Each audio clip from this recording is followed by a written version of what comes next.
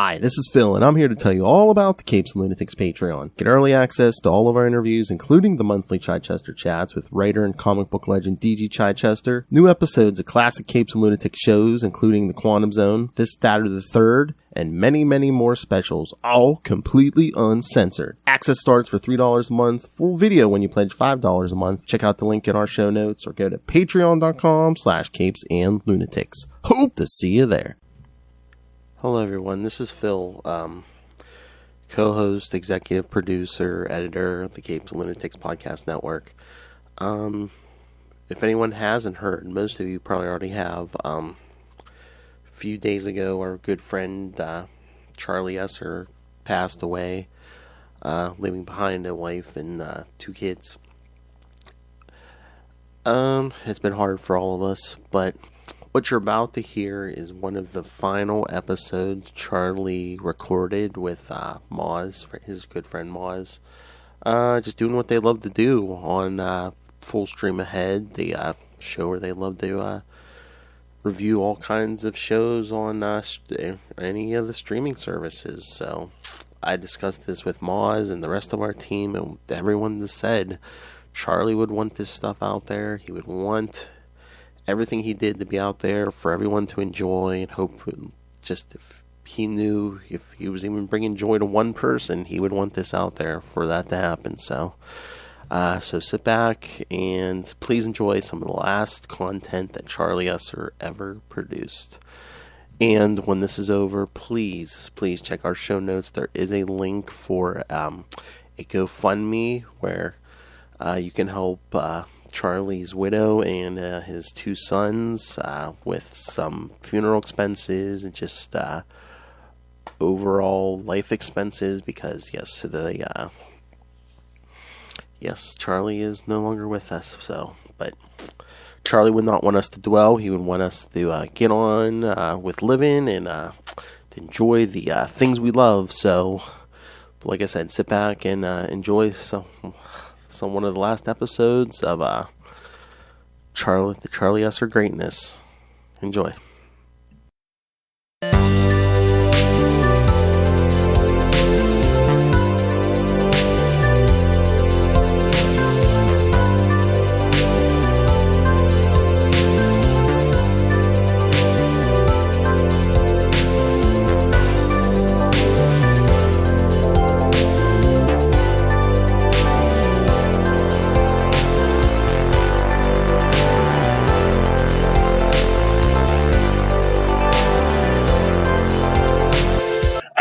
Me hearties, and welcome once again to Full Stream Ahead.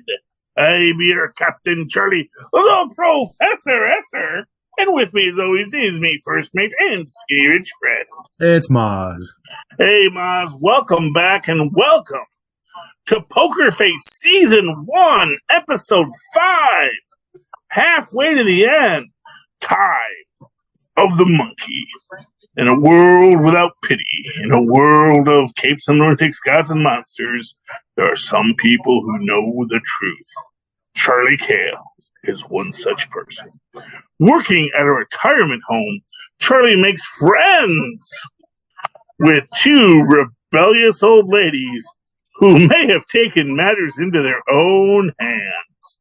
Our director this week is Lucky McCree. Ryan Johnson, Wyatt Kane, Charlie Peppers. These are our writers, but what do they write? Well, of course, Ryan Johnson created this whole mess. Wyatt Kane and Charlie Peppers, they're sharing that written by credit.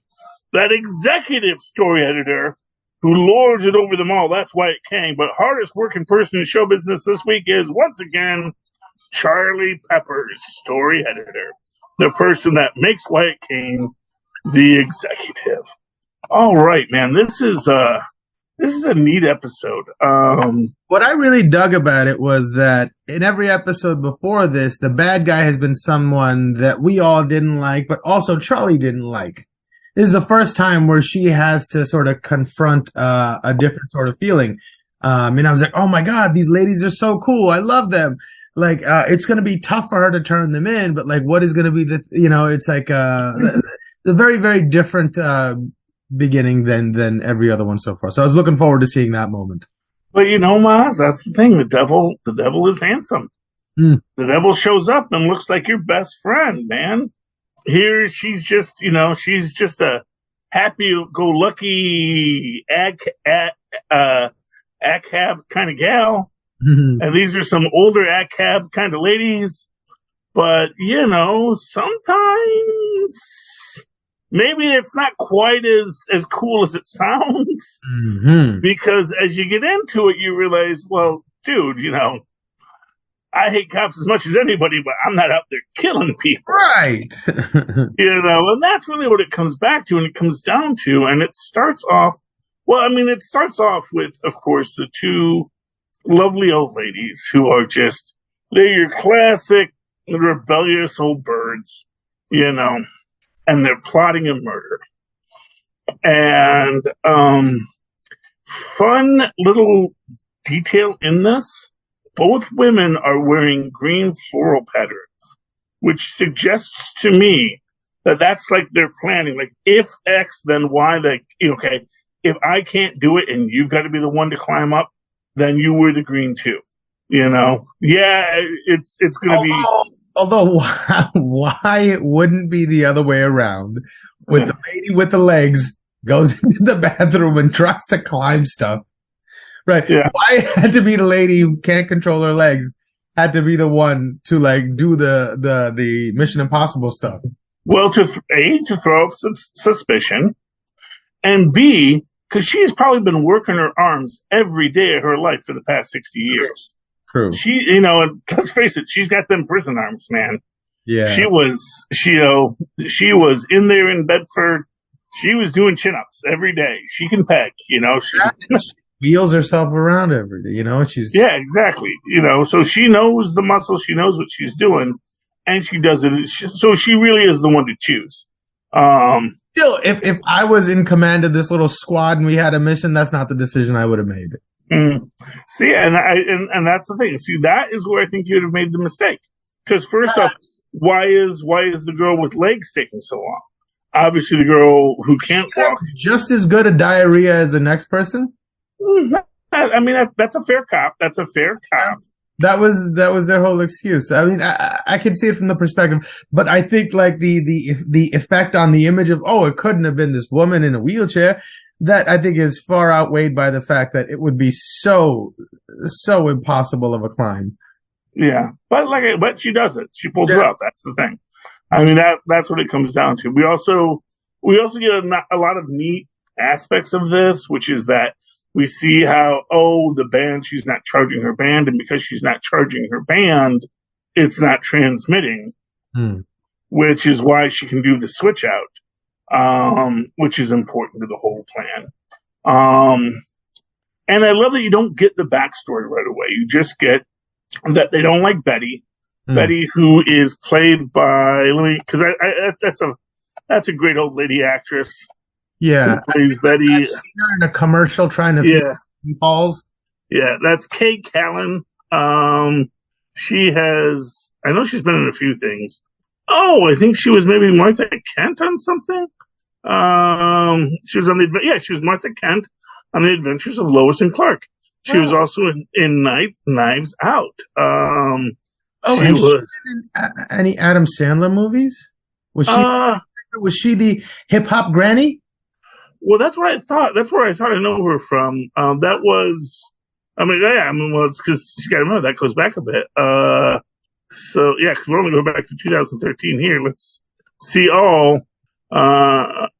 This girl's got a career. When did the Wedding Singer come out? That was myself. It's a movie kitschy about the past. That's now that moment where it came out is a kitschy part of the past that we like to think about. Yeah. So late 90s, mid 90s. Yeah, it had to be somewhere around there. Yeah, she was in Birdland. She was in Family Law. She's been in a lot of stuff. I don't see her. I'm not seeing it. I'm in the 2005s here. Midnight Clear. Yeah, I'm not seeing the Wedding Singer on her IMDb. So it could have just been a lady who looked a lot like her. Yeah. That's going back to 1985, where she was on Remington Steele as Martha Ryan. Wow. Okay, but she's a fun actress. She's been around the block a few times. Played a great naggy narc. Oh yeah, she was great in that with her Instapot, which is of course dark foreshadowing, because what is an Instapot but a fancied up pressure cooker?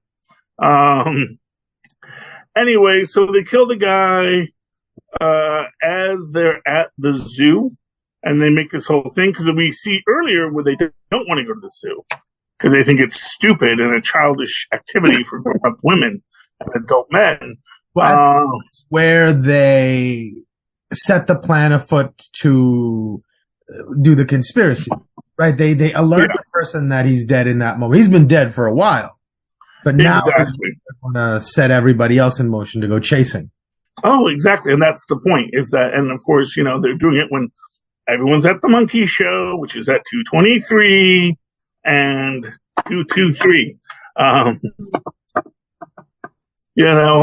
Which is just that's some great clever Hans stuff there. I love it that everybody else in the town's like, oh yeah, that monkey, she's so smart. Yeah, well, and of course it's ironic they call her a monkey. She's not a monkey, she's an orangutan. She's an ape. She's an ape. And actually, I think because it's got that like enlarged face, I actually think that's a male orangutan. You very rarely see those in television. So, right. Usually when you see an orangutan, they have a much smaller face, and that's a sign of being a female. So it was very interesting that they opted to do it with the male orangutan. But that's what they got, and that's obviously an ape that's at a show. He's a carny too. He's a carny, gotta love it. It's interesting because like so much of ape shows have been, avoiding putting the apes in a show and just letting them have their natural habitat. So it's an interesting throwback that this zoo still has an ape, but that they're just doing scientific stuff and are just doing some trained ape stuff, So they don't have them on roller skates. It's not Sparky the Chimp all over again, but still, right. It's interesting to me. But I'm sure the ape doesn't want to be there. Oh, you never know. They might have a good life, That's always a thing to me about like any kind of performing animal. I actually think that a lot of times performing animals probably don't mind it as much as everyone says they mind it. Like the whales probably, because they don't have a lot of room to grow and to work. But like, chimpanzees, gorillas, even orangutans, as soon as they come, they do the show, sign a few autographs, go back to their enclosure where they chill out. Yeah, I don't think their ego is as developed as ours. I think they would much rather be hanging out and eating fruit all day. Well, but that's what they do. They hang out and they eat food all day. The times they have to come and like tap and stand in front of people and tap when the trainer tells you to. And I'm sure the way you learned that trick was by getting beat with a stick when you were younger. No, they probably just gave him candy when he did it right. That's the thing. It's like they don't beat the animals with sticks anymore. That's what they do in the circus. Right. Or they'd give them cigarettes and they teach. After all, right? Yeah, they teach them how to smoke and then have a cigarette. And that works great because like chimpanzees are like, yeah, man, I'll do the dang trick. Give me the cigarette. Come on. Teach a monkey to smoke. That monkey will do what you say. But in this case, the monkey does, I'm doing the same thing. The ape does what it does, and everyone's amazed. Because it's just fun, it's clever Hans, and it's just now here's what I just thought of this right now. Since she can tell when somebody's lying, she must have been able to somehow tell that the monkey was saying 223, that he wasn't just counting to 7. I mean, it's entirely possible, although she may not be able to tell if the monkey's lying. It's a humanoid. Their physiology is quite similar to ours. Whatever, like a monkey's face would still set off whatever thing in our brain that when we see 3 dots, we see a face. What's that called? We have like this innate to be able to recognize faces. And a chimp's face would set off the same biological triggers in our brain. So I imagine that at some level she would be able to perceive some sort of deceptive. Although we saw in last episode, as good as it is, it's not exact. And right. What it is she would get a general sense of, oh, okay, he didn't mean that. Right. It has nothing to do with specifics or. Well, no. Because so remember when the guy in last episode said, "I'm not a narc," and she's like, "I believe you." So in this situation, it's a question of what is the lie when she asks Melanie what time it is, and Melanie does the knocking, and then the trainer says, "That's right, it's 2:23." What is the lie? Because the trainer is saying that's right, it's 2:23, and Melanie is making the knocking. So, yeah, it's one of those situations where it's like everything kind of comes along and is right where it needs to be, that you don't see it because everything stacks on top of each other. We have Simon Helberg in this, which is great. Nice to see him from The Big Bang Theory. Okay, that's where I'd seen him before.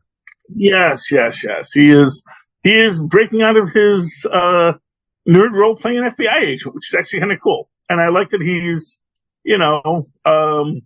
kind of disappointed that he's in witness protection. Says, never mind that I speak fluent Urdu, Which I thought we would get some of that because that's what I speak. I know, but there's no one there for him to speak Urdu to. It's like, yeah, I thought maybe there'd be some gag or some goof where he would have to use it, but no. Well, maybe next season. Yeah, because I'm sure he's going to be back next season. I think he might be back this season. He's like the biggest ace in her sleeve right now. Is that she has an in to the FBI who would definitely take her call. Exactly. That's what's important about it. So I was surprised towards the end that she didn't decide to take him up on the offer. That would have been beautiful insulation from the danger at hand. Which leads me to think she probably doesn't. Yeah, but she's not a narc, and she's also. I know, but she also, first off, she is wanted. She's a person of interest. Right, but if she goes in there, they could do a lot to help that along. I mean, yeah, arguably she could. That seemed like a get out of jail free card to me.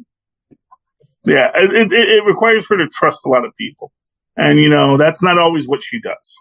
But anyway, really confident in her ability to stay running and stay hidden. Yeah, well, it's gotten her this far, and she's trying her best. She's trying her best to be on top of things. Yeah. But she's also, not for nothing, kind of a flibbertigibbet, kind of a person who lives by the seat of her pants. And we see that in this too, because again, we get the backstory and then we see that she's been here a while. And first she meets Betty, and Betty's like giving her the whole, what was that? The thing where they show all the different groups of people in the high school, but now it's just for the old folks. So, that's those are the statue kids. Yeah, the goth kids. Yeah, and we got the murder girls, who I love. Which again, just how much America's obsession with murder just comes right back to us, and it's like, yeah, we love a good murder. We want to see how we solve that problem, and that comes back to be very useful in the end. We meet what was it? Gonorrhea Gary, I think it was. Yeah, but anyway, just pervert Pete. Pervert Pete, that's right. Incidentally, had the chlamydia. Yes, actually, I think it's Pete who has chlamydia. Right. And not for nothing. I mean, you can make jokes about it, but that's old folks' home, man. Hey, nobody's getting pregnant, so no condoms needed. Everybody's just having fun in the last days of Rome. Oh, what? I might die a little bit sooner if I get chlamydia? Oh, goodness. Sorry. Good for them. Good for them, exactly. It's like, have some fun in your last days. I don't care if you call me pervert Pete. Yes, exactly. And you know what? To be fair, the people that want to be with him, Right. They're just as happy to be there, Right. They know who he is, they know what he does, and they're dang grateful for it, Right. I mean, he's not the only pervert there. He's probably the loudest one there. He fancies himself a fancy player, man, and he's gonna hit on the younger kids. But obviously, they all really, sir, please. That's not what we're here for. And I do. Yes. Yes, Natasha Lyonne. Who, it's funny, if you actually go to her IMDb and you actually look at her photo where she has her hair done nice and all this kind of stuff, it's like, wait, who is that person? Because that does not look like our Charlie Cale. But that's good. She's played a bunch of rumpled ne'er-do-wells for a while, and that's okay.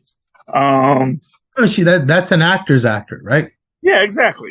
She goes and she, but when she goes out for a day, she combs her hair, just like me. I comb my hair, make sure my mustache is all pretty, and I try to go about my business, so it's good. But we see that she's there. She befriends the mahjong playing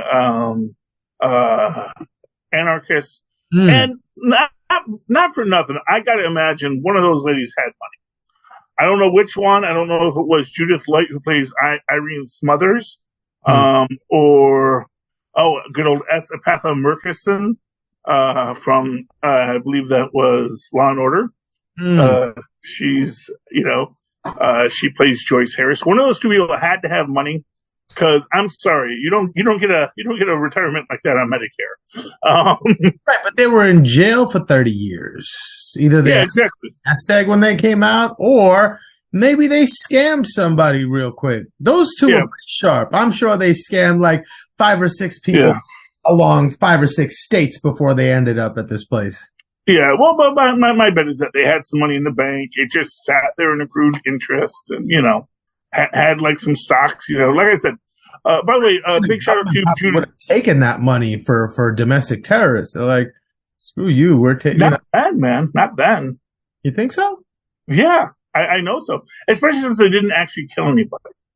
It's an important line they never crossed. Well, not because they didn't want to.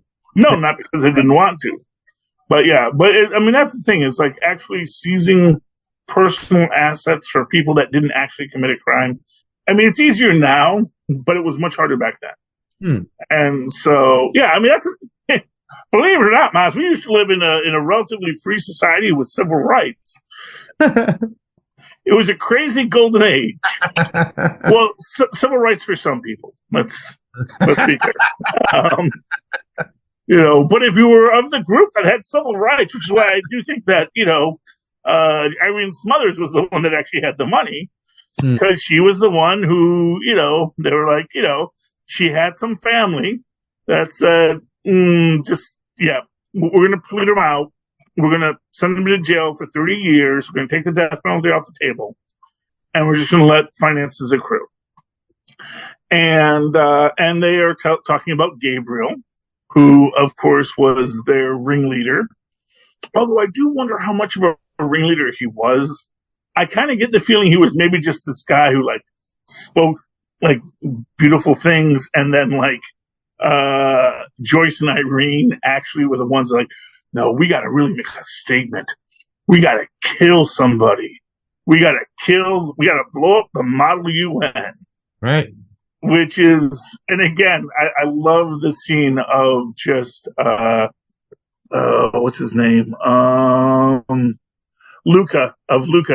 Helberg, saying, when she says, well, they're going to blow up the UN. He said, no, they're going to blow up the Model UN. He says, well, is that better or worse? He's saying, it's so much worse. It's just like they were going to kill a bunch of prep school, high school kids. Innocent children. Well, and that's their argument. It's like, man, you don't know. These were the kids that were fashioned back to be the leaders of this nation next. And that's your decision to decide to murder people. It's not a good decision. I don't recommend anyone decide to murder anyone anytime soon. Self-righteousness is A tasty demon. Oh yeah. Well, of course, it's Satan's favorite sin. It's hubris. The minute you think you are in the right, that's when you just start thinking you can do no wrong, and that's, speaking of which, topical stuff, Pat Robertson died today. So he is finding out even as we speak if he was right or if he was wrong. So here's to you, Pat. Hope it works out somehow for you. Moving right along. But as it goes, we have this story unfolding, and we do see how they committed this crime. We do see how Charlie tracks down everything. It's like, oh, okay. Well, first let me go to the murder people. It's like, yeah, if you're gonna murder somebody without a trace, how'd you do it? And they just start rattling off things. But they come back to the one that's a gardening supply. It's like, oh yeah, sodium nitrate. That's your body produces it. It'd be really hard to track down, And then she goes talks to the gardener. He's like, yeah, man, I don't know what she's doing with that stuff. She gave me the bag of weed. I gave her a week's worth. Then she came back next week and asked me for more. And it's cool how she pieces everything together. And she does call Luca. And of course we get Luca with, Chino the Bull, played wonderfully by, Steven Randazzo. It's like, what, your last guy got whacked? Not inspiring me with a whole lot of confidence here. Yeah, well, that's the problem when you're, when you're in this business, What are your options, really? Yeah. But, she pieces it all together. She gives Luca the information. And again, similar to what we saw last episode, just how you put it all together, you put all the pieces there, and then one linchpin argument. Exactly. And you build it to where it can be released later. And that's the goal. That's the plan. What she's still missing is that they were at the zoo at the time. So she's exactly. I still don't have what puts it together. And then when she talks to Betty, she's like, I saw them zapping each other.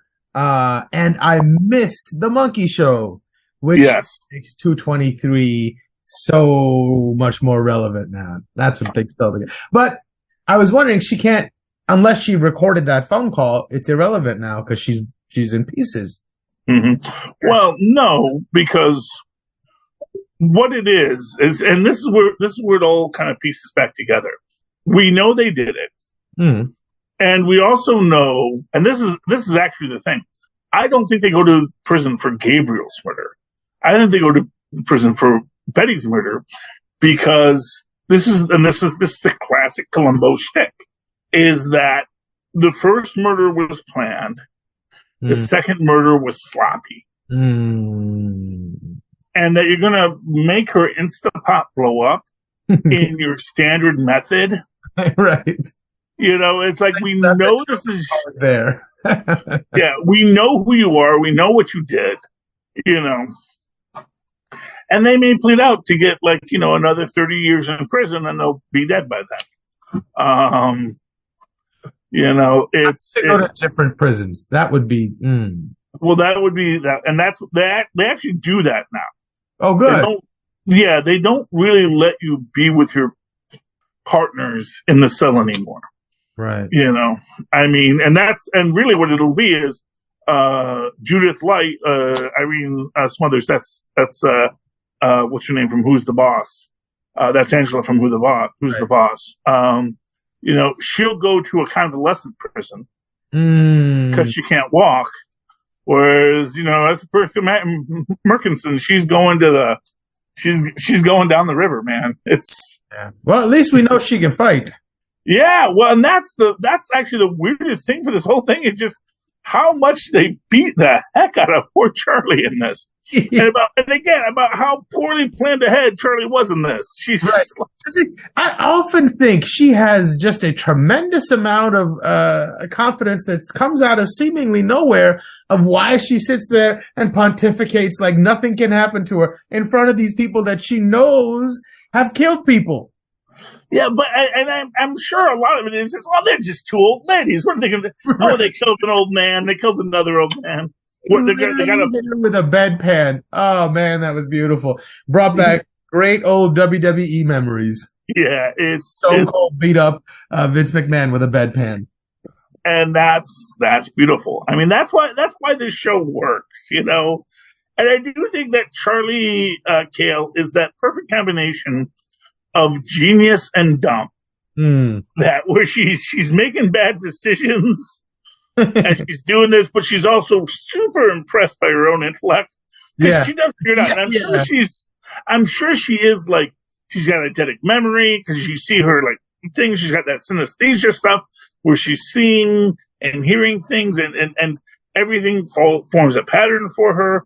But at the same time, I think that sometimes she forgets that, oh, wait, these are murderers I'm talking to. And I literally thought the FBI agent was going to be like in the kitchen or something. She was just waiting to say the word and the guy would walk out. But no, she was truly there by herself. And exactly. They even make the point, like, are you wearing a wire? You know? Right. And she's like, no, I'm not wearing a wire. We're just talking. Anyway, but yeah. And then, you know, they arrest them. We get the card exchange, which is very nice. There's the whole thing about, you know, give me a call if you need me. And she's like, hey, did you get my email about Kaiser King? It's like, wait, who? It's like, I sent it to FBI at FBI.gov. And he's like, I don't even know if that's a thing. But she can reach out to him anytime and tell him the story over the phone. Well, exactly. That's the point, is that she gives him that. He does what he's doing. And then we also find out that they bombed the golf cart. Because that's how just desperate these women were, you know, and which also makes you wonder if they just wanted to go back to prison. And that at least in prison they knew who they were, you know. But they might also get the death penalty for this, so we'll see what happens. Yeah, I mean, at this point, right? They blew up Betty. Yeah, they blew up Betty, and like I said, that's going to have fingerprints on it. That's going to have a whole thing. Yeah. Mozz, if people, well, actually, can we pause real quick? Yeah. Thank you. So, any final thoughts on tonight's episode, Mozz? No, I think we got to pretty good. I really enjoyed this episode. Just because they made you really like these people at first and then really, really want to see them get theirs. And we got a great little fight scene, just like old ladies fighting. It was kind of slapstick, kind of like, but gritty too. I thought they handled that really, really well. I agree 100%. So, folks, if you like this show or if you hated it and want to tell us so, why don't you write us a letter at CapesandLunatics@gmail.com. That's CapesandLunatics, all spelled out, at gmail.com. And give us a call and leave us a voicemail, which we can play on the air or read your email on the air with your permission at 614-382-2737. That's 614-38-CAPES. Likewise, go down into our show notes, click on the link, linktree, linktr.ee/CapesandLunatics. There you'll see links to all of our shows where you can listen to those things, comment on them, tell us why we're all wrong here in the Capes and Lunatics Network, and you alone know the truth. We would appreciate that greatly if you could do that. Also, sign up for our Patreon, buy our merch, and have some fun. Mozz, if people just want to talk to you and just you alone, how can they find you? Oh, they can email me at mozzmanzor@gmail.com or find me on Facebook under Mozz Manzor. That's MOZZMANZOOR. And likewise, you can always write to me in that old-fashioned email way the way our mothers and fathers once did at superconnectivityblog@gmail.com. That's superconnectivityblog, all one word, at gmail.com. Of course, follow me on the Twitter. I live tweet things when I feel like it. At Charlie Esser, that's CharlieEssser. It's the two E's in the middle. Bing. Thank you, Mozz. And thank you, Tristan. And thank you, Tristan, too, in the background. All right, you wonderful friends and family who've come along for one more trip across the bounding main. Thank you for joining us, and please feel free to come back again next week as we once more sail full stream ahead. Arr. Yeah.